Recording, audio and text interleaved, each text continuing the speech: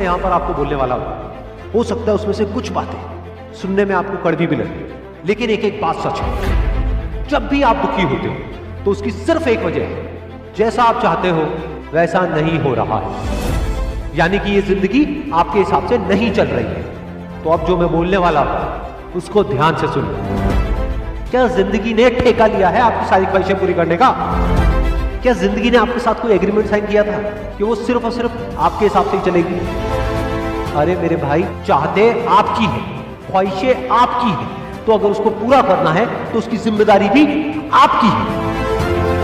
अरे जिंदगी को कोई फर्क नहीं पड़ता है कि आप चाहे जियो या मरो, लेकिन अगर आप जीना चाहते हो तो अपनी जिंदगी को दोष देना बंद करो और खुद को इस लायक बनाओ कि जो भी आप चाहते हो वो खुद चल करके आपके पास में है। अपने दिमाग को सॉल्यूशंस पे फोकस करो, प्रॉब्लम्स पे नहीं। बैठे बैठे बस रोते मत रहो कि मुझे ये नहीं मिला, मुझे वो नहीं मिला, मुझे ये चाहिए, मुझे वो चाहिए। अरे भाई, अगर रोना आ भी रहा है तो रो लो, मन को हल्का कर लो, लेकिन उसके बाद अपने अंदर से अपनी पूरी एनर्जी से बोलो, बस अब बहुत हो, अब मुझे आगे बढ़ना। अभी तो मैंने ठीक से जिंदगी की शुरुआत भी नहीं करी है, अभी तो आगे पता नहीं क्या क्या करना है। आपके अंदर ताकत की कोई कमी नहीं है, बस उस ताकत को पूरी तरह से समेट कर इकट्ठा करना है और एक जगह पर फोकस करना है। और याद रहे, फोकस रास्ते पर करना है, मंजिल पर नहीं। क्योंकि अगर मंजिल के ख्यालों में ही खोए रहे तो रास्ते से भटक जाओ, लेकिन अगर ध्यान रास्ते पर रहा तो आज नहीं तो कल मंजिल को जरूर पाओगे। रास्ते में एक नहीं, हजारों मुश्किलें आएंगी, लेकिन चाहे कुछ भी हो जाए, किसी भी हालत में रुकना नहीं है, बस चलते रहना।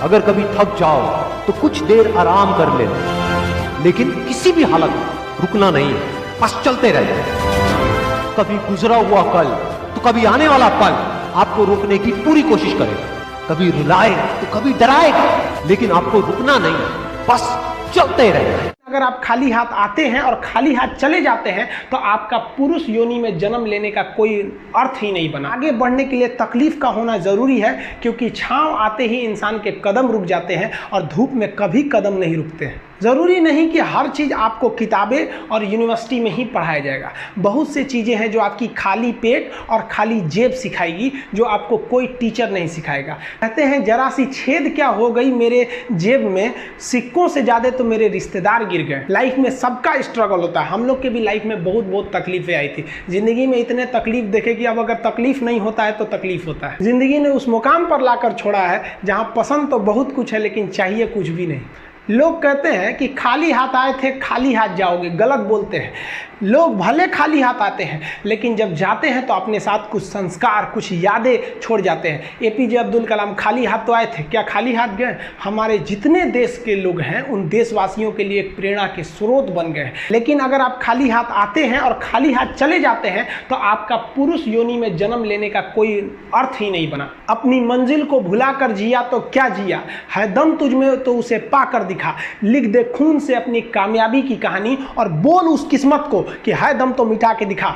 इसलिए कभी किस्मत को मत कोसिएगा, अपने हौसले से अपनी कहानी लिखिएगा। पसीने की स्याही से जो लिखते हैं अपने हौसले के इरादे, उनके मुकद्दर के पन्ने कभी कोरे नहीं होते। देखिए, शिक्षक और सड़क ऐसी चीज है जो खुद तो अपने जगह पे रहती है और दूसरों को मंजिल तक पहुंचा देती है। जितने स्टूडेंट हैं, आप जागो, आपको हम बताए भी थे, हमेशा बोलते हैं अधिकार कभी मांगने से नहीं मिला, इसे छीनना पड़ेगा। अगर कोई व्यक्ति आपको पहली बार धोखा दिया तो इसमें उस व्यक्ति का गलती है, लेकिन वही व्यक्ति अगर दोबारा धोखा दिया तो इसमें आपकी गलती है। सबसे समझदार होके चलिए और मिजाज में कुछ सख्ती भी रखिए। लोग पी जाते अगर समंदर खारा नहीं होता तो थोड़ा सा सख्ती भी बना के रखना चाहिए। इस दुनिया के कुछ दस्तूर हैं, आप किसी के लिए कितनी भी भलाई कर दे वो याद नहीं रखेगा, ये दुनिया का दस्तूर है। और आपकी गलती को कोई भूलेगा भी नहीं, इसे आप बुरा नहीं मानिए, ये दुनिया का दस्तूर है, इसे आप चेंज नहीं कर सकते। जैसे सूरज पूरब से निकलता है वैसे ही ये चीज़ें होंगी।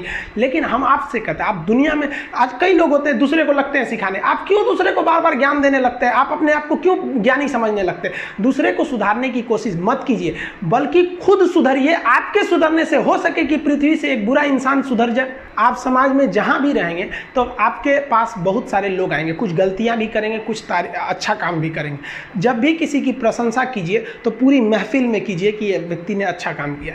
लेकिन अगर किसी की शिकायत या उसकी आलोचना करना है, उसे डांटना है, तो उसे अकेले में समझाइए और डांटने के बाद उसमें इस तरह से कर दीजिए, उसमें प्रशंसा मिला दीजिए। कोई गलती कर दिया, मान लीजिए आपका छोटा भाई नहीं पढ़ाई किया, गलत कम नंबर लाया, तो उसे डांटिए कि, लेकिन अकेले में डांटिए कि इतना कम नंबर क्यों लाया। फिर उसे उसी में एक पॉजिटिवनेस जोड़ दीजिए, तुम्हारे में इतना मेहनत है, हम इसलिए डांट रहे हैं कि तुम कर सकते थे लेकिन क्यों नहीं किए।